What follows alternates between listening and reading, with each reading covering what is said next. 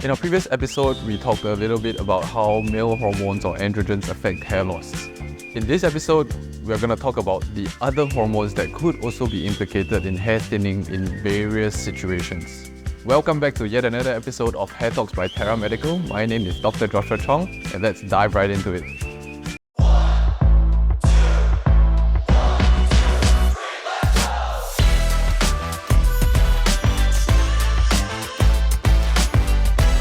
So the exact opposite to male hormones would be female hormones, right? So the major female hormone in the body would be estrogen or estradiol.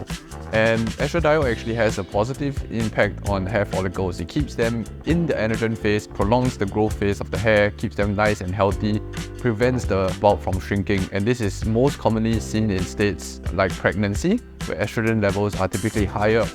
And patients who are pregnant tend to experience healthier looking hair, although when the estrogen levels crash once the baby is delivered, they will experience some degree of hair loss called postpartum hair shedding.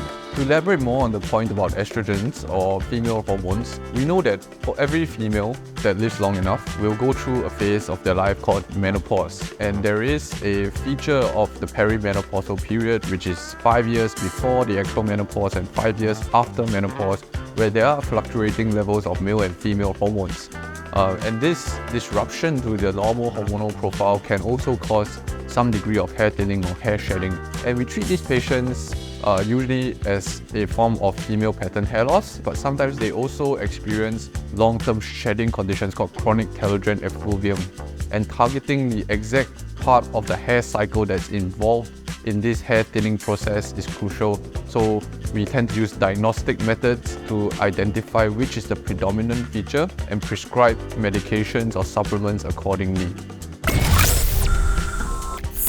And we're just going to backtrack a little bit from the age groups that experience menopause into the younger females who are going through irregular menstrual periods, which could point to a condition called polycystic ovarian syndrome. And this is a diagnosis that needs to be made with both blood tests as well as an ultrasound to look at the ovaries and if there are many cysts that are being produced on the ovaries. This usually results in a myriad of symptoms including facial hair growth in the female, acne, weight gain and changes to their sugar profile, as well as hair thinning. PCOS or polycystic ovarian syndrome is best managed by a gynecologist. So we usually refer our patients to a gynecologist to get a second opinion while we can continue to treat them and monitor them for their hair loss. The gynecologist might institute certain managements that could be medical in nature, such as hormonal treatments, or surgical in nature, such as getting rid of the excessive number of follicles that are developing in the ovary. We do see that patients in PCOS have higher levels of androgens or male hormones.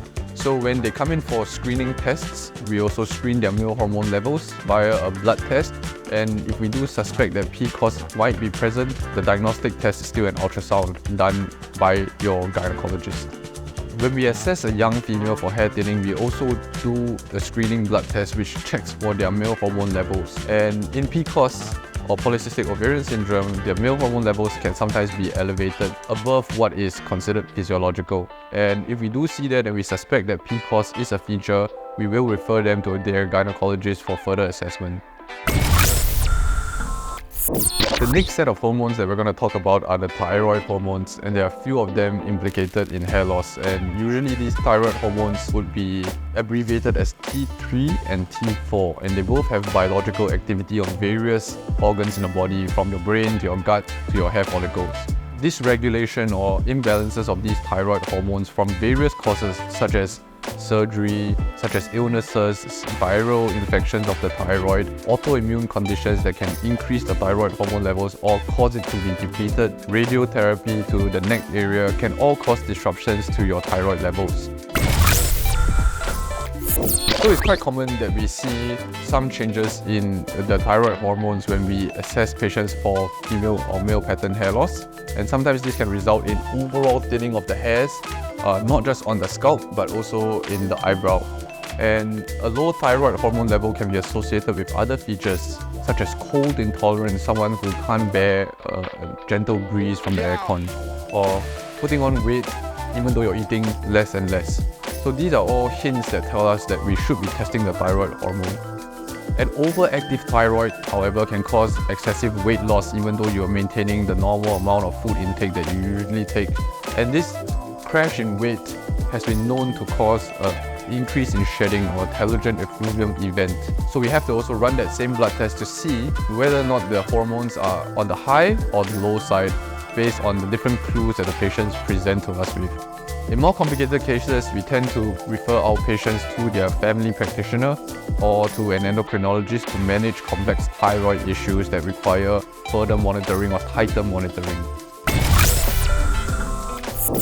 The features of an overactive or underactive thyroid, namely hyperthyroidism or hypothyroidism, can significantly impact your health, and it would not be wise to just treat it as a hair-related event. You should seek medical attention either from a hair restoration practitioner or your family physician in order to get yourself diagnosed and followed up and treated accordingly.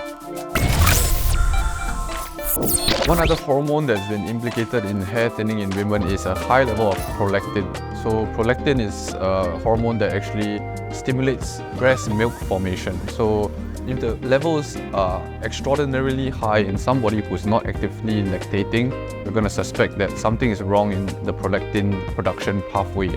And sometimes this can involve tumor in the brain called a prolactinoma, and these have to be investigated for. So a blood test is usually done if we suspect high prolactin levels, and then an MRI of the brain to see whether or not there is a growth in that specific area that is responsible for prolactin production.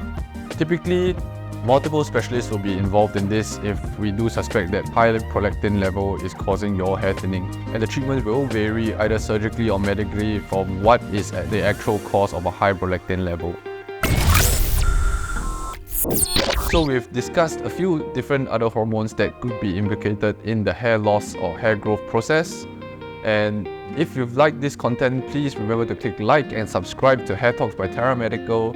If you've got further questions about how hormones can impact your hair health, leave them in the comment section below, and I look forward to seeing you in our next episode. See ya!